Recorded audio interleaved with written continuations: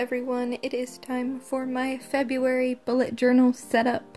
This month I kind of threw things together because on the 1st of February I actually moved into a new apartment, so I had the majority of my art supplies packed up already when I filmed this. I was able to find my watercolors and a few random things like the washi tape I wanted in the boxes that were packed, so I was able to do mostly what I wanted to do, but I kind of quickly threw this together so that I would have something functional to use at the start of this month because it was very busy and stressful and crazy. So I decided to go for a sort of roses and little mason jar type theme. And I had originally only had my markers from King Art out, but I thought those were a little bit too neon, and I like the color theme going on in this washi tape, so I decided to break out the watercolors and add some of that to kind of tone it down a little bit.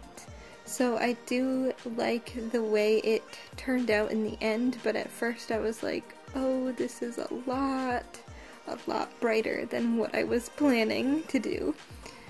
So for the front page, I just added the little calendar. I lightened up the rose with a little bit of white colored pencil so that it wasn't so neon. And then I did a monthly overview that I set up basically the same way as my January setup was. So I left a space for a photo to go and a list area for all the events going on. And then I drew a little jar to put notes or other random things like books I'd like to read this month and write that down there. On the other side I have tracking, which I set up the same way as I set up during January. This might change in the future.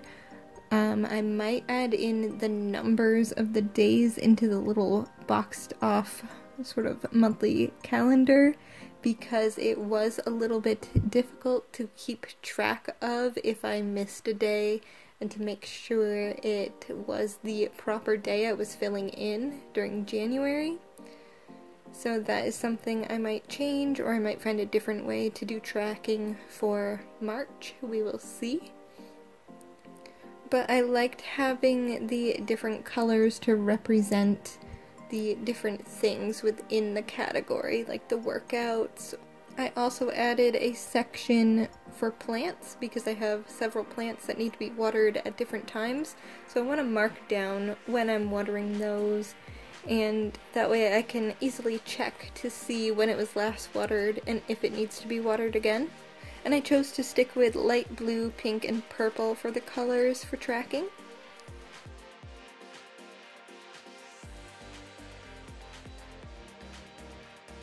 And then for my weekly spreads, I am sticking with the jars. These top three I had drawn out in pencil first and traced over, so they look a lot better than the bottom four ended up being, and I did end up messing up quite a bit on one of them. I miscounted the squares, but I think it's important to show that mistakes happen and how I covered that up. So I ended up just using a little bit of whiteout tape because I couldn't find my liquid whiteout, and I went over the lids using a gold color, so it was difficult to see where I had messed up on that part anyway. The gold kind of covers up anything else underneath it really well. And then I decided I was just going to put the calendar up in the corner and then I could highlight the week that I was on. I find that I never really use that space for notes like I intend it to be for, so I thought this would be a bit more helpful so I don't have to flip back and forth all the time. And I just used a little bit of blue watercolors to give the jars a little bit more dimension than they had before, and then I just write the days of the week in them with their numbers. I didn't want to do something that was too overwhelmingly pink and Valentine's Day themed for February, and I had never done like roses in these little jars before, so I thought that was a nice, more subtle way to incorporate pink into February.